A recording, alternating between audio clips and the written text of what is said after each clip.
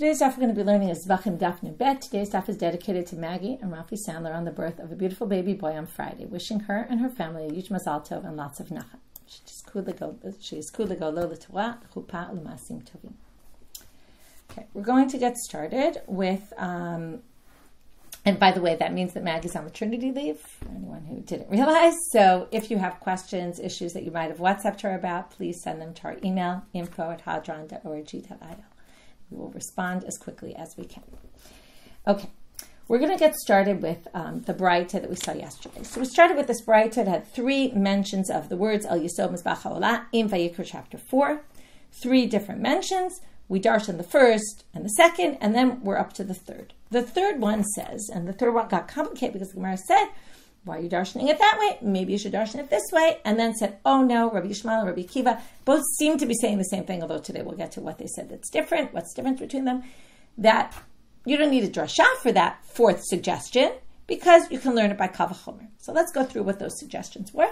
So the third drasha is that all korbanot need yesod. All the ones, certainly the ones done out on the outer altar, Mizbach HaOlah, that's why it's El Yesod Mizbach HaOlah, that it includes all the korbanot that are on the Mizbach HaOlah, need shirayim, even if it doesn't mention them. Then the braita had said, but maybe it's really coming to say that not talking about the shirayim themselves, but that when you put the blood on the upper, when you do the original blood, the more important blood, not the remainder, but the key blood, maybe that has to be done on the sides of the altar where there's a base. Because remember, the base was basically two strips that were 32 cubits long, 1 cubit wide, 1 cubit in height, and stretched along the sides of the north and the west. Which means that, again, if you have a square and you have two sides, right, and it juts out on both sides, and if you're at three of the corners, there'll be a yesod. But if you pour on the fourth corner, which is the southeast corner, there's no yesod there. And maybe what it's trying to tell you is, now I want to just point out, that when you sprinkle the blood of the sacrifices, now which sacrifices? Well, let's talk about in a minute. Think. You can't stand on the southeast corner.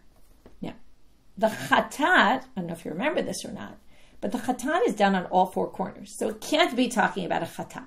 Okay, that's going to be critical here in the beginning, because the chatat has to go on all four corners. So we obviously mean the olah, the burnt offering. So now the Gemara is going to say, okay, we're going to start with the second line of our daf. Oh, I know elam is be'ach shel olah yeheli yesod. Maybe it's trying to tell you that when you sprinkle the blood, again, we're going to talk about sprinkling of the blood versus the pouring of the remainders. So when I say sprinkling of the blood, I mean the main blood. So when you get to the mizbach shel olah yeheli yesod, right? If that's the suggestion of the braita, miktiv el yesod haolah, el yesod mizbach haolah. But they say that wouldn't come from the verse. Why wouldn't it come from the verse? Because, okay, I'm just going to warn you, today's daf is a little bit complicated. You have to follow a bunch of things at the same time, or, kind of follow. There's a lot of back and forth going on. Well, it doesn't say in the pasuk, El Yesod HaOlah, okay? It says, El Yesod Mizbach HaOlah. What's the difference? Okay. Mizbach HaOlah, the Olah is describing the Mizbech, right? Mentioned, right? The Mizbech can be called the Mizbech HaNechoshet. It can be called the Mizbech HaChitzoni, which is what they usually call it in the Gemara. And it can be called the Mizbach HaOlah, because that's where the olah goes. Okay, it's not called the Mizbach HaChatat, because there's some chatats that go inside, there's some chatats that go outside. But all the korbanot olah go outside. So if it said Mizbach HaOlah, then it would be referring, right? Mizbach HaOlah means the olah mentioned here means it's the altar of the olah. It has nothing to do with korban olah. It's defining the Mizbech. It's the yesod of the altar that's outside. And then it means this is a halacha that's relevant for everything that happens on the outer altar. Now, what did I just tell you? That if it's really coming to say that you can't sprinkle the blood in that fourth corner, southeast, that's relevant mainly for the olah, not for the chatat. So then it wouldn't say everything done on the Mizbach. It wouldn't say Mizbach HaOlah, which sounds like it's referring to everything done on the Mizbach HaOlah. It would have said El Yesod HaOlah, the base of the olah, because it's saying the base for purposes of the olah. And the fact that it doesn't say El Yesod HaOlah, and it actually says El Yesod Mizbach HaOlah, it sounds like it's talking about a drasha that's true for all sacrifices, which is actually the drasha we said. So what they're basically saying is, How did you even suggest that fourth suggestion? To say that this is referring to the korban olah can't be sprinkled on the southeast corner, which is something more unique to the olah and not the chatat, and isn't relevant to all the things that go on in the mizbeach haolah, then it shouldn't have said mizbeach haolah. It should have said yesod haolah. So why do you even think that that was the case? So they say, no, because you're making a big deal over this word mizbeach. And you're saying, I would have only made that drasha if the word mizbeach was absent from the pasuk. But that word mizbeach is there for a different reason. Okay? And therefore, you could really read the way they thought. Okay? This is all, it's confusing because this is all just to explain the suggestion, which in the end is rejected for other reasons. But how did they even get to this suggestion? Because really the word mizbeach is there for something else. So you could really read it at el yesod haolah, the way we wanted to read it to get to that possible, again, suggestion, which we're going to reject. But why? Why is the word mizbeach necessary? It teaches you something else. Yavaktiv el yesod haolah. What they want to say is, if it had just said yesod haolah, which is your suggestion, why, right? It should have said that if you really wanted to get to that suggestion. Well, it couldn't have said that because it would have led to some miscommunication here. Hava amina bizkifa el yesod. I would have thought that when you put the blood in the base. Now, let me just start with, how do you generally sprinkle blood on the altar? Well, it depends which one you're doing. But if you're doing the regular zrika, okay, we've talked about this, nitinat dam, and there's zrikat dam. When you do zrika, you stand on the floor and you throw it on the side of the altar. Where does it go? On the wall of the altar. So you might have thought that also the shirayim go on the wall. That's what I mean, bizkifal yesod, on the straight part of the yesod, which is, I told you, it's 1 amma high and it's 1 amma high and 1 amma wide. So here's a good picture. Okay, there's a picture from the book Otzar Habayit Hasheni. Okay, there's different books. We use pictures here and there. But here's the Kohen standing on the floor, pouring it on the top. Okay, we're going to call this the gag of the yesod. There's 2 holes there, and one is a little bit more jutting out to the west, one is a little more jutting out to the south, and some are done in this, some are done in that, but without getting into all the details, I would have thought maybe you do it on the wall of the yesod, the side. And when you think of a mizbeach, you think of the top, okay? For example, here's the mizbeach, okay? Now all the action goes on the top of the altar. There's the fires there, the kohanim walk around there. Okay, so the fact they added that word mizbeach was for a different reason altogether. It was to tell you agagod yesod. That just like we do the mizbeach, we do things on the top, also the yesod, we do things at the top. Okay, so the blood is poured at the top of the yesod, and that's why the word mizbeach is there.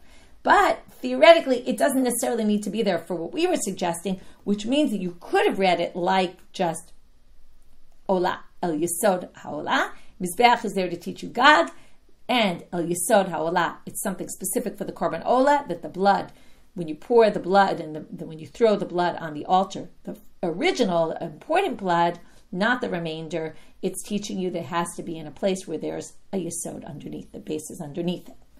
Okay, now we have to explain, reread Rabbi Yishmael and Rabbi Akiva according to this. So they're going to add in the key words to Rabbi Yishmael and Rabbi Akiva now. So they're going to reread it. Amar Rabbi Yishmael, Gag yesod lama likra. So now Rabbi Yishmael is going to say, what we just explained, you need mizbeach to tell you Gag yesod? You don't. Why not? Okay, you don't really need a pasuk, which lends us back to, this answers the question. You might have thought that you could have suggested this other thing about the blood, at the original blood, and it has to be in a place where there's a yesod, because we didn't really need that word mizbeach. Answer is, we really don't need that. We thought mizbeach was used to teach Gag. No, Gag could have come, and from there, in other words, you don't need a pasuk for Gag yesod, and from there you don't really need a pasuk to tell you that the blood of the olah goes at the top, goes at the area where there's a base. Okay? Because the whole thing could have been learned from Kal V'chomer. Gag yesod lama likra, what do we need a pasuk for? Kal V'chomer, it's a simple Kal V'chomer. So they basically just add the words Gag yesod to the words of Rabbi Yishmael and Rabbi Akiva. And now we're going to start to notice the differences, because the next thing that we're going to do after they bring this braita, which they've a little bit changed the wording of, we're then going to go into what's the difference between Rabbi Yishmael and Rabbi Akiva, which we didn't address yesterday. So here we're in Rabbi Yishmael. Uma shirei chatat she'ena mechaperet tu'una gag yesod. Now the shirayim of the chatat offering don't atone, because remember, you get atonement from the korban, from the bloods, the first bloods, not the remainder of the blood. And yet it needs gag yesod. Okay, and yet the chatat goes on the yesod of the altar. Now this, they say, is, just one second, right, this is learned from, just blinked on this one second.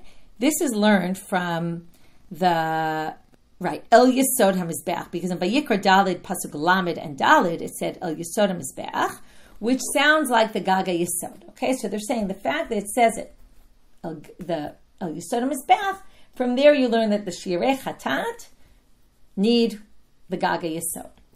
And therefore, Tchilat olah shemechaperet eino din shtuna gag yesod. So then the tchila, remember, tchila means the main blood. If the shirayim of the sin offering, which are not critical to the whole process of atonement, you get atonement even if you don't do them, and yet they need the gag, from the word mizbeach that we saw before, then the olah, the original blood of the olah, which is the critical blood that we're going to be putting on the sides of the altar, of course they need to be able to get to the gaga yesod. In other words, they need to be in a place where they're going to drip down and end up in the, okay, imagine the way, remember, the mizbeach is in, right, okay, let's just show it well, okay, the yesod juts out, right, it's out, I don't know if you could see the whole thing, but, okay, like here, I don't know, it's hard to see from these pictures here, but here it juts out. So if you pour, if you're standing on the side of the altar where there's a yesod, and you pour blood on this wall here under, right, you see this red line, that's the chut sikra, that's the bloods that go above it and below, right, the lamala lamata, we're going to get back to that today. So if you pour on this wall from the olah, which is where you do it on the bottom, it's going to drip down to the yesod. And where's it going to drip? Obviously not on the side of the wall, because the side wall is one amma out. So it's going to drip on the gag. Okay, so basically, and that's this halacha that we're trying to say. Remember, the Gemara suggested maybe you want to learn that the olah has to be in a place where there's a yesod. So they say, if the chatat, shirayim, the remainder of them, has to get onto the gag of the yesod, then obviously the olah blood, which is more, right, the original bloods, obviously you're going to have to get on the yesod. And remember, only the olah, because the chatat goes at the top of the altar on the corners, and all four corners, and not just where there's a yesod. So, right? So wouldn't it be obvious it needs gag yesod, because those bloods are obviously more important than the remainder bloods? Amar Rabbi Akiva, so he's going to say very similar, but add 2 or 3 words. So now he's starting the same way. The remainder of the sin offering. Here are the 3 extra words. Not only do they not atone, okay, Rabbi Yishmael said, chatat ena mechaperet. Here they said, the shirei chatat are not mechaprim, ve'ein ba'im lechaper. It sounds like the same thing. They're not atoning, and they don't come for atonement purposes. Okay, number 1, you can do without them. And number 2, they don't even come for atonement purposes. Okay, we don't know what that's adding yet. And yet, tu'una gag yesod, and yet you do it on, when you do it on the gag of the yesod, the roof of it. Tchilat olah, meaning, again, the flat surface. So tchilat olah shemechaperet uba lechaper, and yet the tchilat olah, the olah itself, right, the blood, the main blood of the olah, which also atones and also comes to atone, eino din shtuna gag yesod, wouldn't it obviously need the roof of the yesod? Meaning this whole halacha right now this whole halacha is obvious. And that's why, again, where were we? That's why the braita says, right, we just sort of reread this a little bit by adding in this gag yesod issue, but basically we're saying this pasuk that we had a thought, which we had to say why we even have a thought, but that we explained. We had a thought that maybe this pasuk is coming to say, or the korban olah has to be done in all the corners, but not, as you can't do it in the southeast corner because there is no yesod there. That law actually we could have learned out from this kal vachomer, from the shirei chatat. Okay, so you're asking, the shirayim, we're going to talk about this a lot today. It's our main topic. Are the shirayim essential or not? Okay, that's our big question. Right now, it seems like everybody thinks they're not essential. Okay, but we are going to see that maybe there's opinions, and that's going to basically be our discourse for most of today's daf. How critical are these shirayim for the process? Okay, so let's just talk about shirayim for 1 minute. Remember, there's shchita. You collect the blood in a vessel, in a sanctified vessel.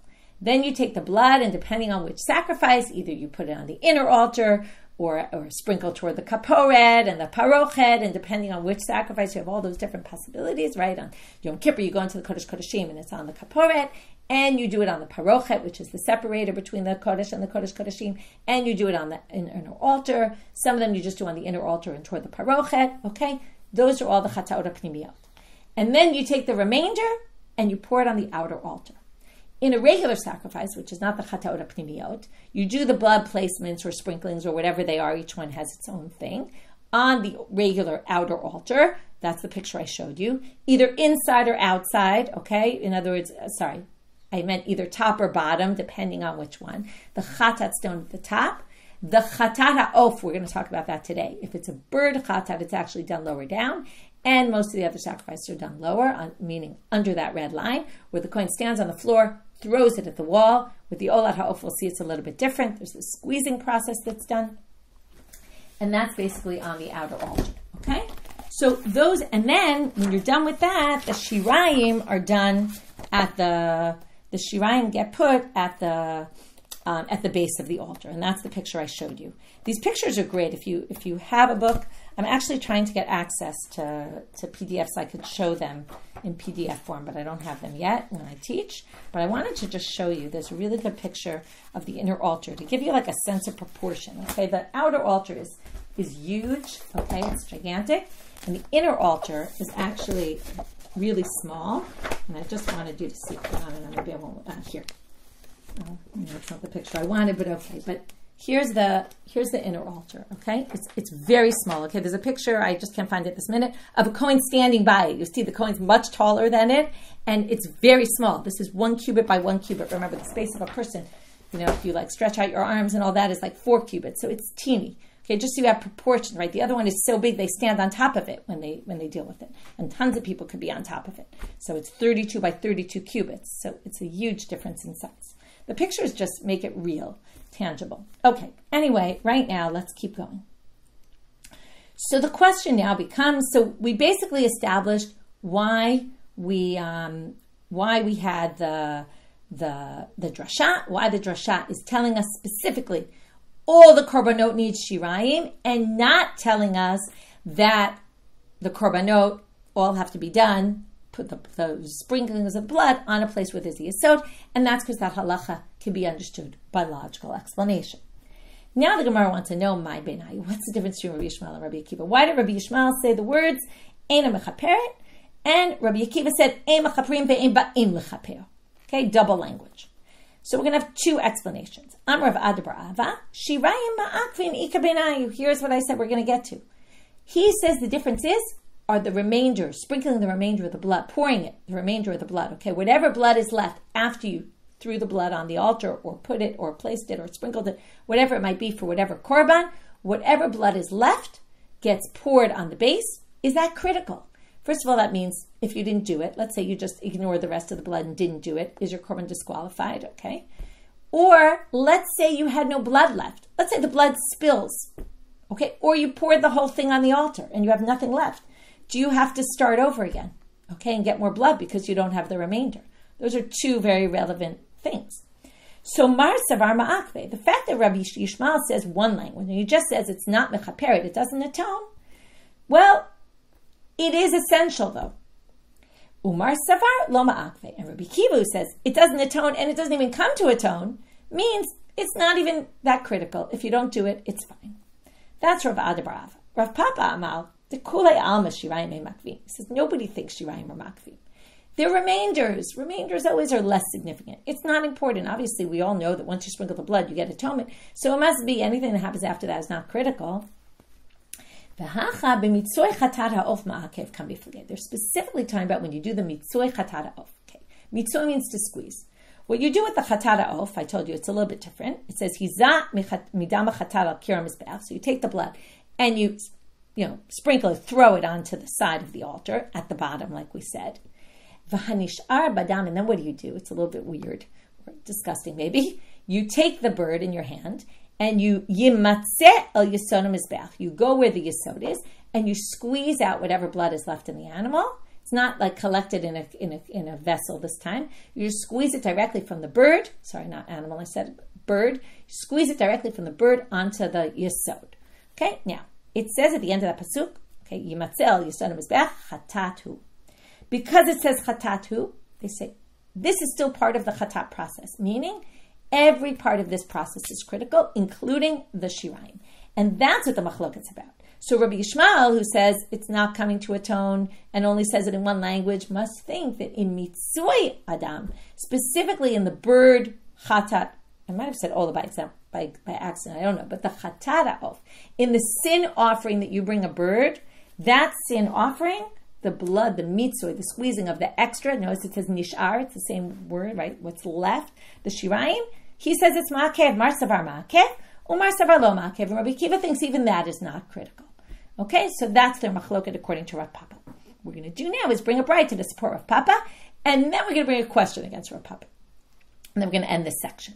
So what's interesting about the question we bring and the proof that we bring for him is each one is relating to a different thing. Because Rav Papa is really saying two things. What he's saying is, shirayim are not ma'akev, even according to, nobody thinks they're essential, okay? And then he says, but in mitzvoi down, Rabbi Yishmael thinks yes. So the braita that's going to prove it is basically going to show that Rabbi Yishmael, who Rav Ada bar Ava thought was saying shirayim or ma'akvim are essential, we're now going to show, this braita is going to show they're not. And then the question is going to be on, does Rabbi Yishmael really hold that mitzvoi adam is ma'akev? It seems like he doesn't. So each one's going to relate to a different element of what Rav Papa said. So here's the braita. Okay, it's going to take a little while to get there. Et kol hadam yishpoch. Okay, this actually isn't a pasuk because it's quoting a pasuk by dropping one of the words. Okay, it's a pasuk by the Par Kohen Mashiach, and it says, this is what we saw before, et kol dam hapal. Okay, it doesn't say hadam. It says, et kol, I'm sorry, I just have to find the pasuk. Et kol dam hapal yishpoch el yesod mizbach olah. And all the rest of the blood of the bull, you pour to the yesod. Now, what word is extra here? Remember, we had a whole thing about the par in the other pasuk. Asa lapal kasher asa lapar. You had a whole big deal. Why does it add the word par? Why didn't it just say it, right? It's blood. So it should have just said, it's kol adam yishpoch, all the blood you spill. We obviously know we're talking about the par. It's in the section about the par that the Kohen Gadol brings if he sins. So mata malomar hapar. So what is this extra word par coming to do? Just like we saw last time, limed al par yom kippurim. It teaches us about Yom Kippur, which, right, another bull. What about sheta'um matan damim liyesod? That it also needs shirayim divrei Rebbe. Okay, Rebbe's not going to interest us. We're going to move on. He basically says it's time about par Yom Kippur that needs shirayim also, because it never says in Yom Kippur that you need to pour in the shirayim. That's what this pasuk is coming for. The word par. Amar Rabbi Yishmael kal v'chomer. I don't need a drasha for that. It's very similar to what we saw before. I can give you a kal v'chomer on that. Okay, and then again, if you can learn it by kal v'chomer, we don't need a pasuk to teach you that. The pasuk must be teaching something else. So here's his kal v'chomer. Uma. Now I don't want you to get confused. There's pnim and chutz, and sometimes pnim is going to mean kodesh kodeshim versus sanctuary, and sometimes pnim and chutz is going to mean sanctuary versus outer altar. Okay, just so you don't get confused by the language. So he says, and by the way, we're going to have him and Rabbi Akiva saying very similar things, just like in our braita. Kal v'chomer, umay mi she'ein nichnas damo lifnim chova te'un yesod. If you don't have to bring the blood inside to the kodesh kodeshim as an obligation, meaning the par Kohen Mashiach, the blood doesn't go on the kodesh kodeshim. Only on Yom Kippur you do that into the inner of the the holy of the holies. And yet it needs yesod. In other words, obviously something with a lighter halacha, because you don't have to bring the blood all the way in, doesn't need it to be. You need. It says in the pasuk you have to pour it on the base. The remainder, the one who's obligated to bring, right, the par Yom Kippurim has to be brought its blood into the Kodesh Kodeshim Einodin Shtu and Yesod. Wouldn't it then obviously, right? Obviously, it's a more strict halacha because you have to bring the blood all the way inside. Obviously, then the remainder is going to have to go on the base of the outer altar, and that's outer, right? The one in the Azara. Amar Rabbi Akiva, he's going to say the same thing with just adding two words, which not so clear with why this is any different. The Gemara is not going to go into it. Umami she'ein damo, he's going to say the same kaf chomer basically. Umami she'ein damo nichnas lefanai v'lifnim. First of all, he points out lefanai v'lifnim, so you don't get confused. Inside, right? The real inside, kodesh kodeshim, but they both meant the same thing. Bein lechova, bein lemitzvah. Here's the main thing he adds. Not only is it not obligatory, it's not even a mitzvah to do that. Okay, right? There's a difference between something that you have to do and something that's a mitzvah to do. It's not even a mitzvah to bring the par Kohen HaMashiach's blood, right, from his sin offering into the Kodesh Kodeshim. And yet, ta'un yesod, shemish nechnas damo lefanai v'lifnim, eino din shun yesod. So same basic idea. Obviously then, the par on Yom Kippur, that goes all the way inside, should need yesod. Now, go back to Rabbi Yishmael, and here's the key line, because why we're bringing this to show Rav Papa's right, that what? Rabbi Yishmael doesn't think the Shirayim Machvim, because now he says, Yachol Yakvenu. You might have thought this is critical. Talmud Lomar, V'kila michaper HaKodesh. What do we learn from that pasuk? Shalmu kol hakaparot kulam divrei Rabbi Yishmael. After he sprinkles all the bloods, remember we learned that pasuk is talking about all the sprinklings of the bloods, not the remainder. After he sprinkles the blood, it says, and he finished from atoning for the Kodesh. Meaning, he finished everything. So anything that comes after is just extra. Meaning, it's not ma'akev. So there you have it. Rabbi Yishmael thinks it's not ma'akev. Now the braita brings another kal v'chomer. Okay, we could have stopped here, but we're in the braita. Kal v'chomer lepar, because we already brought our proof for Rav Papa, shirayim are not ma'akevim, according to Rabbi Yishmael. Kal v'chomer lepar Kohen Mashiach. It says in parentheses, Misa'ir Nasi. It is Misa'ir Nasi, but they take out those words. We're now going to do a kal v'chomer from the Nasi to the Par Kohen HaMashiach. Me'ata. Now why? Now we're going to get to Pnim and Chutzis, outer altar, inner altar, as opposed to inner altar, Kodesh Kodeshim. Umami she'ein nichnas damo lefnim lo chova v'lo mitzvah tun yesod.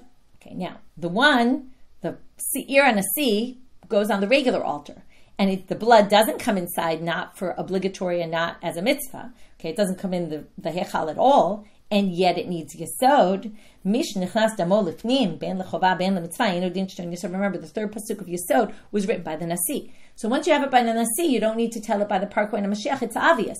If that blood isn't even done in the inner altar, and yet it needs remainder, then obviously the one that's obviously of a higher sanctity, because the blood is brought on the inner altar, wouldn't it be obvious, right? So mish nechnas damo lifnim that goes on the inner altar ben lechova ben lemitzvah eno din shton yesod.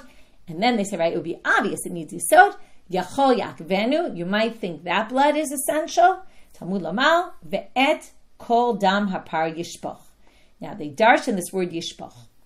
Now this sentence is written a little strangely, different than all the other psukim. Now they say it like this: nitko hakatuv. They move the word yishpoch from the beginning of the sentence to the end. What do you mean? Well, everywhere it talks about the Kohen doing the actions, it says v'natan, v'lakach, v'shachat. It says, and he does this, and the verb comes first. But here, the verb comes at the end. Et kol adam yishpoch. All the blood he will spill. Instead of saying he will spill all the blood.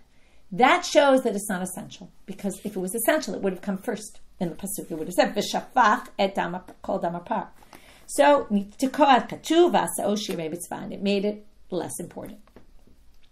So from here you see that Shirayim are not Makvim. Anyway, the point of that braita was to prove that nobody thinks Shirayim, not Rabbi Yishmael, he doesn't think Shirayim are Makvim, and that supports Rav Papa against Rav Ad Barava, who thought that Rabbi Yishmael holds that way. Now, but I said there's two things. The other is not what he doesn't say, what he disagrees about, and thinks, no, Rabbi Kiva and Rabbi Yishmael agree about that. But what do they disagree about according to Mitzvah Adam? And he says, Mitzvah Adam in the Chatara Of, specifically in the sin offering of a bird sin offering, the remainder of the blood being squeezed out on the wall is essential. Really? The Rabbi Yishmael, Mitzvah Chatara Of Ma'akev, V'hatana Debei Rabbi Yishmael, the braita in the house of Rabbi Yishmael said, Hanishar badam yimatzeh. That was the pasuk we quoted. The remainder of the blood will be squeezed. And the way they read this is Hanishar yimatzeh. The remainder is squeezed, meaning what is remaining, turning out amubet, v'she'eno nishar lo yimatzeh. But if there was nothing remaining, then you don't need to. In other words, only what's remaining, which seems to imply if something's not remaining, doesn't need to. And that was said from the house of Rabbi Yishmael. So now we're super confused. Because we prove that Shirayim are not Ma'akvim according to Rabbi Yishmael, but now we prove that Mitzvah Adam according to Rabbi Yishmael himself also isn't Ma'akev.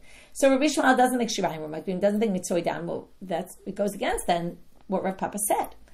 So, what do they answer? Trei Tanai Ali b'd Rabbi Ishmael. There's a debate among Tanaim about what Rabbi Ishmael himself actually held.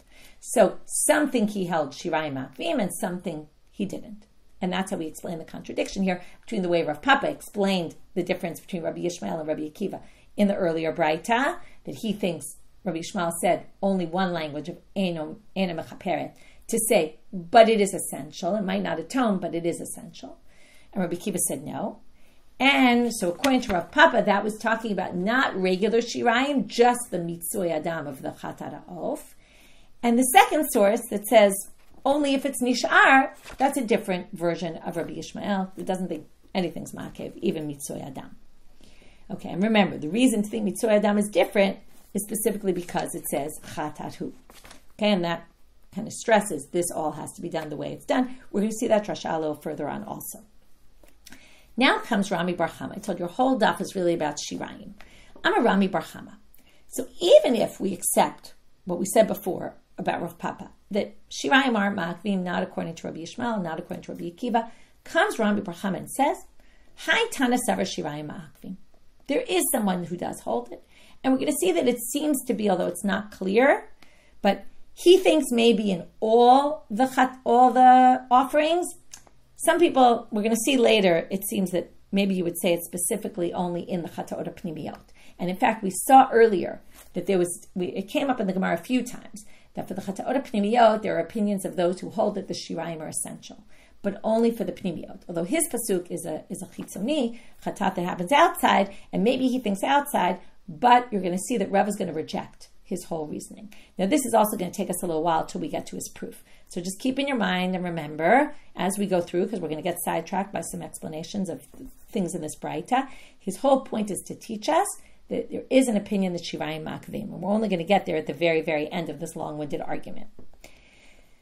Ditanya, HaKohen HaMechate Ota. Okay, now it says, it's a pasuk in Vayikra Vav. It says, this is what you do for the chatat. That's why it seems like he's talking about regular offerings. Although the truth is, no, now he's talking about regular offerings, but you're right. When he does talk about, now I just got confused from it. When he talks about the Shirayim, Ma'akvim, it's specifically the Pnimiyot. It's only the inner ones, not the ones on the outer altar. Okay, so right now we're talking about a pasuk about the regular Korban Chatat. And it says, HaKohen HaMechate Ota, the one who's doing the process, Yochlena b'makom kadosh tochel. Okay, he can eat it. When can he eat it? So they darshan here, Ota shenitan damala mala, velo ota shenitan damala mata. Now we're going to talk about the above and below. Like I said, we're going to be off on a sidetrack, and only in one place at the very end, in some argument, we're going to have something that maybe has to do with Shirayim Ma'akvim. So he's going to think yes, Rav is going to say no. So now we're going to say, the only time, remember, I showed you before, the red line. So the chatat has to be above the red line. That's why in general they stand on top of the altar and they do it on the four corners. That's what it says. So it's above the red line. It's on the top. So you can't eat it as a Kohen. You can't eat the meat if the blood was put in the wrong place at the bottom. That's a drasha. So now we're going to have similar kind of questions that we had before. The first question, like when we started the daf, we have this drasha, and then the Gemara says, Amarta v'chimea bata. So they say, why did you even think that wouldn't be the case? Isn't it obvious that it says you have to do it on the four corners? It has to be on the four corners. And in fact, like it says in the pasuk, right? Chatati, in other words, you would, no, actually forgetting about that. Just why would you even thought that if you put it in the wrong place, it's okay? So they say, well, michlal shene'amal. Now this goes back to something we learned before. We're going to review a few things we learned before today. V'dam zvachecha yishafech al mizbeach. Okay, now it says in Sefer Dvarim, the blood of your sacrifices will be spilled on the altar. Now, what did we learn from here, if you remember? We started that mission in the beginning, I think it was the beginning of chapter 4, although I don't remember. But it was the beginning, it said, I think it's chapter 4. The first mission said, if it's on the Mizbeach HaChitzoni, even though you're supposed to do more than one placement of the blood, if you do one, it works. The Mizbeach HaPnimi, you have to do them all. You don't do one, it's essential. But in the Mizbeach HaChitzoni, the outer one, as long as you just do one, it's fine, because we learn it from Dam Zvachecha Yishafech Al Mizbeach. Lamanu, exactly what we're going to read now, L'nitanim b'matan arba, the ones that have 4 placements on the regular altar, Im nitanam b'matan achat kipil. So since if you can do all 4 in one and you're yotze after the first one, Yacholaf nitanim lamala shenitanam lamata kipil, you might have thought that the blood for the sin offering is supposed to be above. Maybe if it was below, maybe it would also atone, because as long as it's spilled, who cares if it's top or bottom? So now, so just to be clear, the Gemara first asked, why did you even think that? Now, you need the pasuk to tell you no, because we would have thought. Why would you have thought? Because we just explained. You might have thought, based on dam zvachecha yishafech. As long as it's spilled, who cares where? But now they're going to say, okay, now they're going the reverse direction. They're going to say, okay, now we just explained why you might have thought that. Now they're saying, but why do you need a pasuk to say that's not the case? You should have just said, it's just logical that it's not the case. Vidinu. So even though on one hand they said, where would you even have gotten it from? Why would you even think it was valid? Now they're actually going to say, and then they proved where you thought it was valid. They gave a logical explanation. They're now going to say, it would be an obvious kavachomer, though, that the answer is no. It's not going to be valid. And you don't need a pasuk. And then that basically says, why do you have a pasuk? Vidinu. Ne'emru damim lamala v'ne'emru damim lamata. Okay, there's blood mentioned in the chatat of an animal. That's what we're talking about, the blood at the top. And there's the blood mentioned for the chatat of the bird. Okay, that's what we talked about before, which is lamata. Okay, so there's blood that goes on top, and there's blood that goes below, all for sin offerings, just one is an animal, one is a bird. Ma damim hamurim lamata, shenitanam lamala lo kipel. Here you're going to say very obvious. If you put the blood of the bird that's supposed to go down below and you put it on the top, on the corners of the altar, you're not going to get atonement for that. Why? Because of what we saw in the pasuk, chatadu, it has to be done this way, not any other way. So if that's the case, afdamim hamurim lamala, let's just make a simple, right? It's true for this, what's true for that. So just like that, the blood that's supposed to go above, im nitanan lamata lo kiper. So that would have been an obvious logic, so why do you need a pasuk? So I say, no, not so simple. Im amarta betachtonim, shenitanim b'nitinya lamala, she'ein sofan lamala lo kiper. That's because the blood at the bottom will never end up at the top. In other words, you're supposed to do the olah ha'of. No blood of the olah ha'of goes on the top, and that's why if you put them on the top, it's a problem. But tomar be'el, and that's why lo kiper if you put it on top. But tomar be'el yonim shenitanam lamata, the ones that are supposed to go above, though, maybe the chatara behema, the sin offering of an animal, maybe you could put it below and you'd be out. Say why, and that is again, this is why you need the pasuk, because logic wouldn't teach you this, because you might say sheyesh mehem karev lamata, because some of them go below, meaning the remainder go below. So since anyway you're going to put the remainder of the blood below, maybe if you put the original blood below, maybe it's not a problem. That's why you need the pasuk. Okay? Now they say, wait, that's a ridiculous logic. Why is it a ridiculous logic? And now we're going to finally get to the damim apnimiyim, and this is where we're going to ultimately get to what we're looking for. Damim apnimiyim yochichu. The damim apnimiyim will prove that this is not a good logical argument, because sheyesh mehem kari. Okay, for obvious reasons. What happens with the damim apnimiyim? You put the blood on the inner altar, and then you take the remainder and you put it on the outer altar. Now, if I ask you, what if you put the original blood on the outer altar? Would it work? Of course not. They're damim, they're supposed to go inside. So there you see, just because the blood ends up outside doesn't mean you could put the original blood outside. So that knocks out the logic we just said. And that's what we're going to read right now. Sheyesh mehem karev bachutz, because there are parts of that blood, the remainder of that blood will go on the outer altar. But in the tanam b'tchila bachutz lo kiper, but for sure, if you did your first placements of the blood outside, it wouldn't work. Right? Par Yom Kippur, you put the blood instead of the Kodesh Kodeshim, you put it on the outer altar. Of course it doesn't work, even though the remainder is going to go there. So that logic doesn't work. But then they say, no, don't try to knock out the logic about the dam chatat from the chatat pnimiyot, because in amarta b'damim pnimiyim she'em is be'ach pnimiyim markan. Because in the damim pnimiyim there's something unique there, and that's why. Because the process isn't finished. Okay, what does this mean? This is going to be the big question. What does this mean?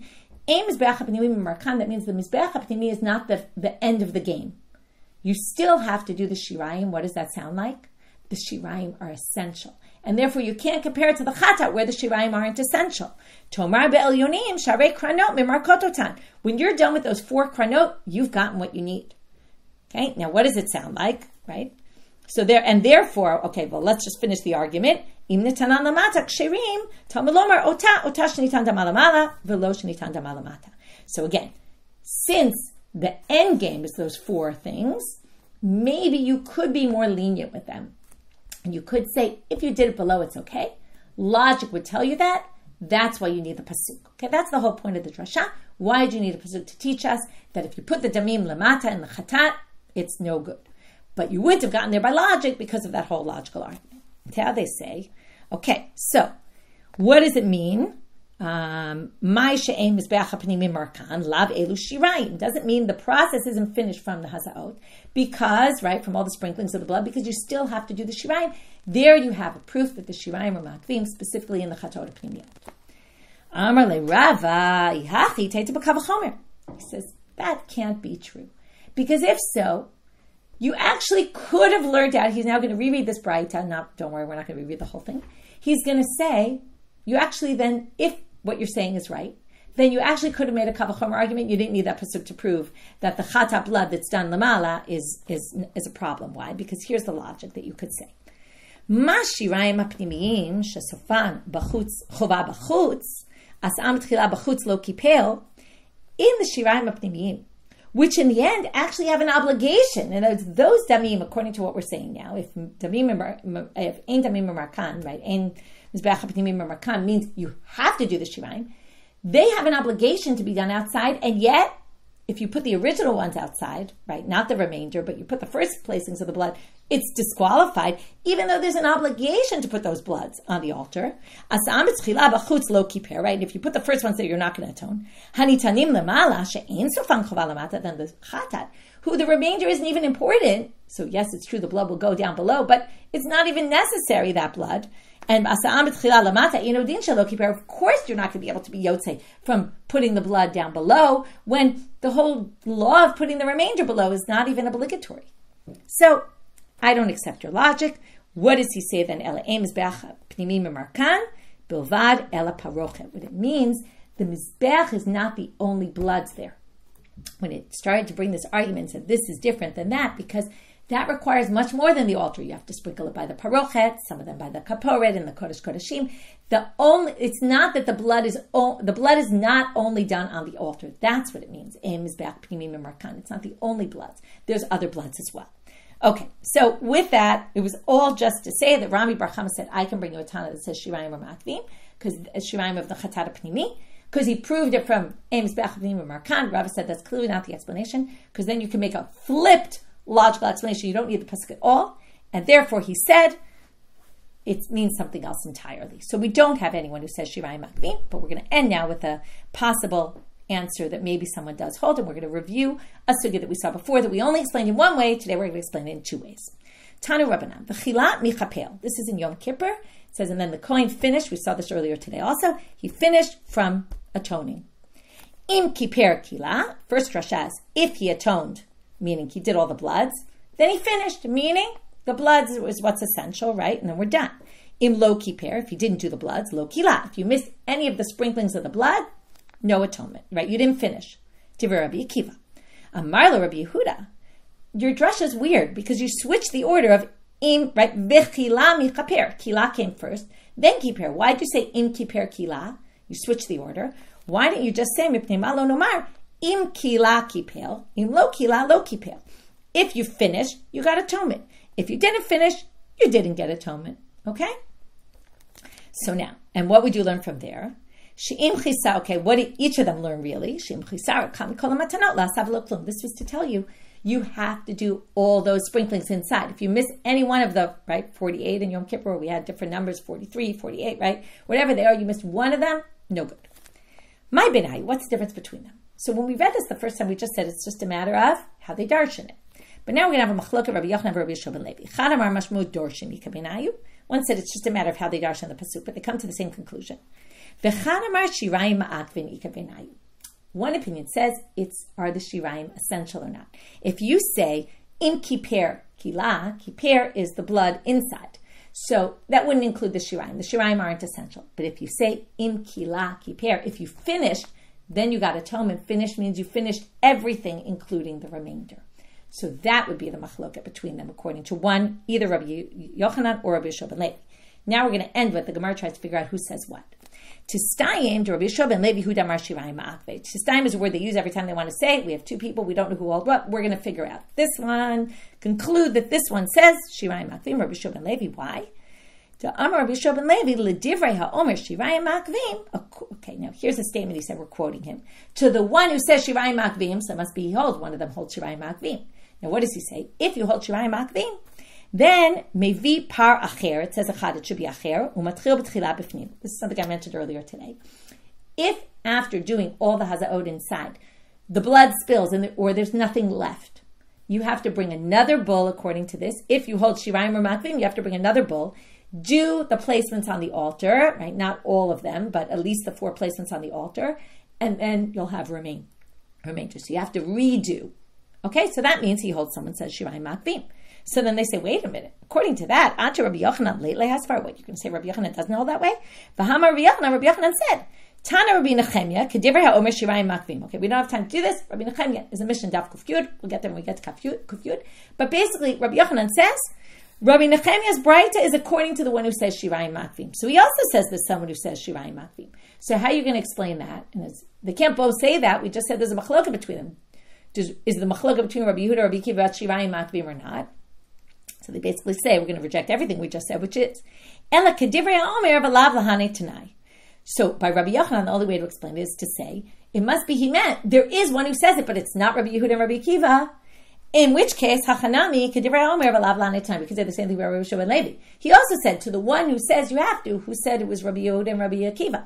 And as Rabbi Yehuda and Rabbi Akiva have this machloket, could be there's a third Tana, according to either Rabbi Shimon Levi or Rabbi Yochanan, so we have no idea who's the one who says that Shirayim Makvim is specifically the machlok between Rabbi Yehuda and Rabbi Akiva, because both of them seem to say there is some opinion. We just don't know if they're saying it's one of these two or not. One of them does say it, one of them doesn't. We don't know who says what, and we're left with that. So in the end, we do see that there is an opinion that Shirayim Makvim, but it's specifically in the Chataot HaPnimiyot, and that matches things we saw earlier in the Masechet, where they mentioned that there is this opinion of Shirayim Makvim by the Chataot HaPnimiyot, but not for the Chataot HaChitzoniyot. Okay, there for sure it's not ma'akiv. So again, we started with this third drasha on the braita and really started with the suggestion, maybe it means something else. We rejected that. We said, why on earth would they have thought that? We showed how they would have thought it, and then we explained how Rabbi Yishmael and Rabbi Akiva basically in the braita reject that possibility, and we had some mild adjustments on that, and then we said, we got into this whole thing, well, what's really the machloka between Rabbi Yishmael and Rabbi Akiva, and that really got us off on this whole thing, are Shirayim Makvim or not? Do they hold Shirayim Makvim or not Makvim? And in the end we say, it doesn't look like that's the machloka between them, but however, it's possible that there is this machloka between them, Rabbi Baruch, or it's possible there's some other opinion. And that was what we got to after Rabbi Yochanan tried proving it from a braita. We couldn't, but then we did. At least it's one of the possibilities of this machloka between Rabbi Yehuda and Rabbi Akiva.